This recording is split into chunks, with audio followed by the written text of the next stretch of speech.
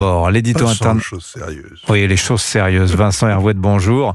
L'édito international avec vous. L'Europe reste désemparée depuis lundi face à Donald Trump. Ça fait 6 mois que le retour de Donald Trump était prévisible, que l'Union européenne s'affole du traitement qu'il lui promet, la hausse des tarifs douaniers, la fin de la garantie de sécurité américaine en Europe, autrement dit la double peine. On redoute, on proteste, on pleurniche, mais rien n'a été prévu pour lui résister. Ça fait 2 mois et demi maintenant qu'il a été élu.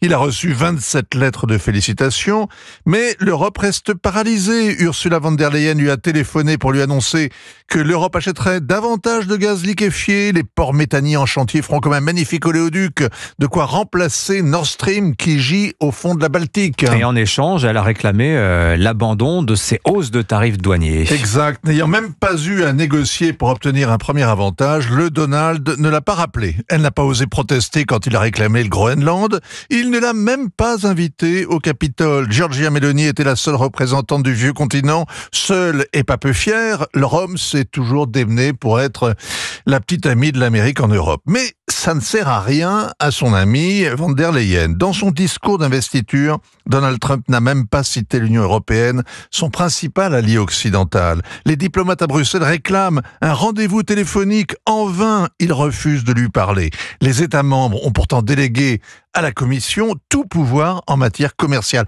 À quoi bon que l'Europe ait enfin un numéro de téléphone si personne ne le compose? Alors à Davos, Ursula von der Leyen a lancé un appel au reste du monde. Nous sommes prêts à engager un dialogue avec vous, dit-elle, si ça peut conduire à des avantages réciproques. Oui, c'est la sainte alliance des mal-aimés contre le grand méchant Trump, la confrérie de ceux qui ont peur du rouleau compresseur. Le cave se rebiffe. En réalité, les Européens restent bouche bée, stupéfaits de l'avalanche des décrets pris depuis 48 heures, de la violence du tsunami qui approche, de sa rapidité. Et toujours prêt à acheter des armes, du gaz, à financer l'Ukraine pour peu que l'Amérique continue de rouler en Mercedes. Un exemple, un seul, l'intelligence artificielle. En effet, Donald Trump a présenté hier un plan de 500 milliards de dollars pour consolider l'avance américaine et construire les infrastructures nécessaires, en commençant par un méga centre de données au Texas. Oui, von der Leyen aime raconter que l'Europe doit devenir un leader de l'innovation pour rattraper les Américains et les Chinois. Emmanuel Macron renchérit volontiers. Paris organise le mois prochain un sommet de l'intelligence artificielle et Bruxelles vient de sélectionner 7 sites à subventionner pour construire des supercalculateurs. Tout ça devrait coûter 1,5 milliard d'euros.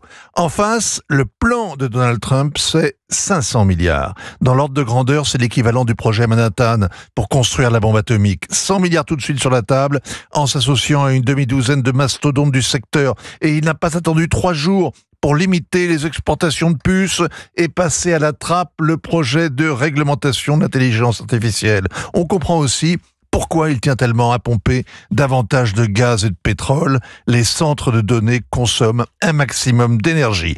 L'Europe peut toujours se consoler avec des conférences et en regardant tourner les éoliennes. Mais même pas, il n'y a pas de vent en ce moment en Europe, Vincent. Merci beaucoup. Signature Europe 1, Vincent Hervouet.